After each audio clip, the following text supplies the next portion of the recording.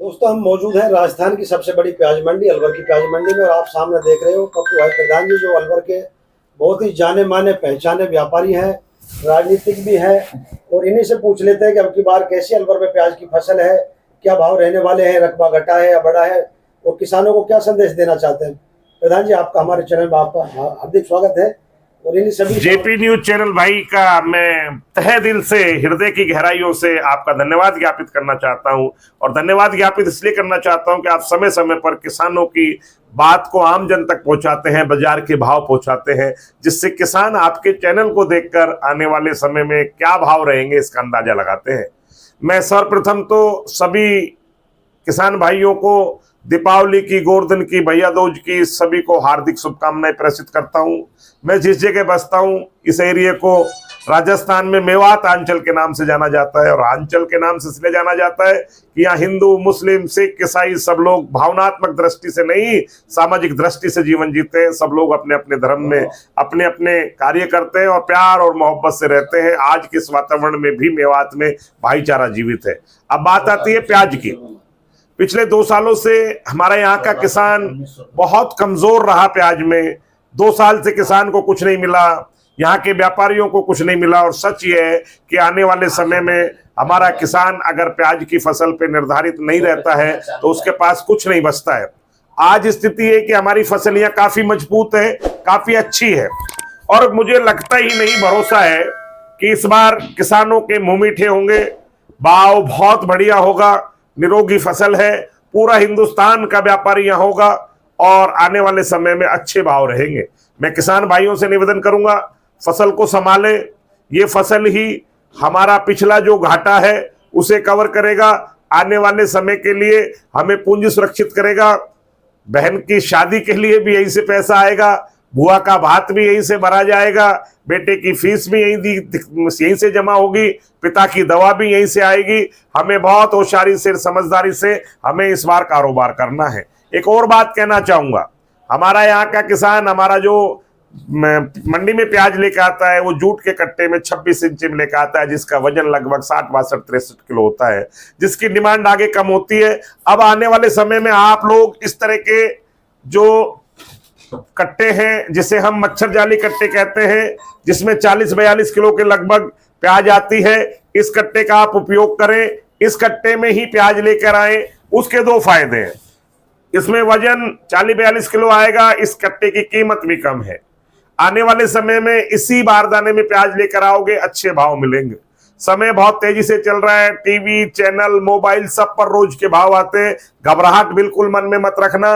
मुझे पूरा भरोसा है कि आने वाले समय में प्याज के बाजारे और भी सुधर सकते हैं।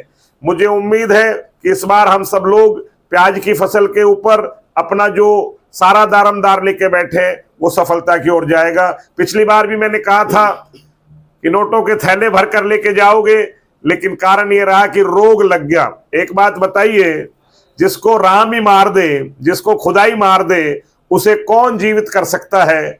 जब भगवान ने, खुदा ने ही प्याज में, फसल में रोग लगा दिया तो मेरी वो भविष्यवाणी गलत गई। मैं बिल्कुल आपके सामने चैनल पर नहीं आना चाह रहा था, मैं अपनी कोई बात भी आपसे नहीं कहना चाह रहा था, क्योंकि मुझे भी डर लग रहा था कि पिछली बार जो मैंने बातें कही वो सब बातें विपरीत गई। लेकिन किसानों से मोहब्बत है, व्यापार से मेरे बच्चों का भी पेट भरता है, इसलिए मन नहीं मान रहा था। तो मैंने सोचा अपनों के बीच में तो जाऊंगा और मेरे मन की बात जरूर कहूंगा। मन की बात यह है कि इस बार प्याज को संभाल लेना, आप सब लोग समृद्ध होंगे, आप सब लोगों का अच्छा भाव मिलेगा, मंडी में दूर दराज का व्यापारी आएगा और आपको अच्छी कीमत मिलेगी। प्याज बेचते समय मंडी में ध्यान रखना, अपनी पूरी तोल कराना, अपना पूरा मोल कराना और रुपए नगद लेकर जाना। बाद में जो भाई पैसा छोड़ जाता है उसके कहीं ना कहीं परेशानी झेलनी पड़ती है।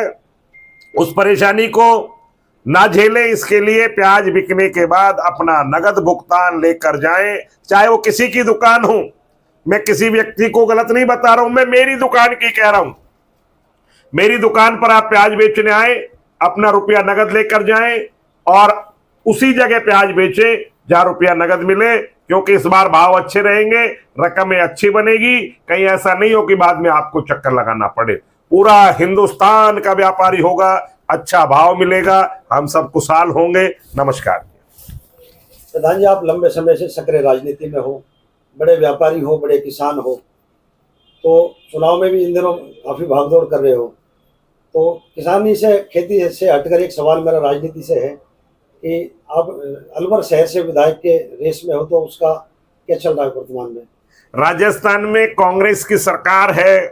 कांग्रेस के माननीय मुख्यमंत्री महोदय जो गरीब का, शोषित का, पीड़ित का, दलित का, सबका ध्यान रखते हैं और ध्यान ये रखते हैं कि मेरे राज्य में जो अंतिम पंक्ति का व्यक्ति बैठा हुआ है, जो गांव ढाणी में बैठा हुआ है, उसको भी सरकार का लाभ मिले, उसे ध्यान करके माननीय मुख्यमंत्री महोदय ने जिस तरह की कल्याणकारी योजनाएं चलाई हैं, उन कल्याणकारी योजनाओं से ये साफ नजर आता है कि राजस्थान में अगर कोई जीता हुआ भगवान है गरीब, शोषित, पीड़ित, दलित के लिए, तो उसका नाम है अशोक गहलोत।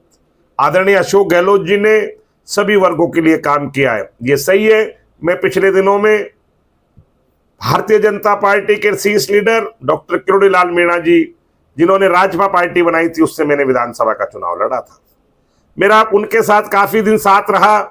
अब मैंने ये महसूस किया कि राजस्थान के जो यशस्वी मुख्यमंत्री है आदरणीय अशोक गहलोत जी की कल्याणकारी योजनाओं से मुझे लगा कि मुझे उस व्यक्ति के साथ खड़ा होना चाहिए जो व्यक्ति गरीब की सोचता है, किसान की सोचता है, व्यापारी की सोचता है, पीड़ित की सोचता है, दलित की सोचता है, जो सबके बारे में सोचता है और जो गरीब में ही भगवान देखता है, वो दरिद्र में ही जो नारायण देखता है, जो अंतिम पंक्ति से लेके और प्रथम पंक्ति तक कार्य करता है। आज मैं अशोक गहलोत जी के कार्यों को ध्यान में रखकर आदरणीय अशोक गहलोत जी के लिए कार्य कर रहा हूं।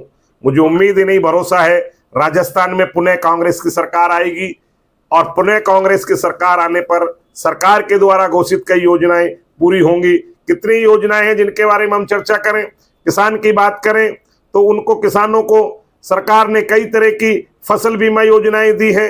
हम अगर नौजवान की बात करें तो उन्हें बेरोजगार भत्ते की बात की है। हम गृहिणी की बात करें तो उन्हें 500 रुपए में सिलेंडर दिया जा रहा है। हम आमजन की बात करें तो उन्हें चिरंजीवी बीमा योजना के द्वारा लाभान्वित किया जा रहा है। हम रिटायर्ड अधिकारी कर्मचारी की बात करते हैं तो उन्हें ओपीएस की सुविधा दी गई है। हम वृद्धजन की बात करते हैं तो उन्हें पेंशन दी गई है। हम व्यापारियों की बात करें तो उन्हें सुरक्षित व्यापार करने की गारंटी दी गई है।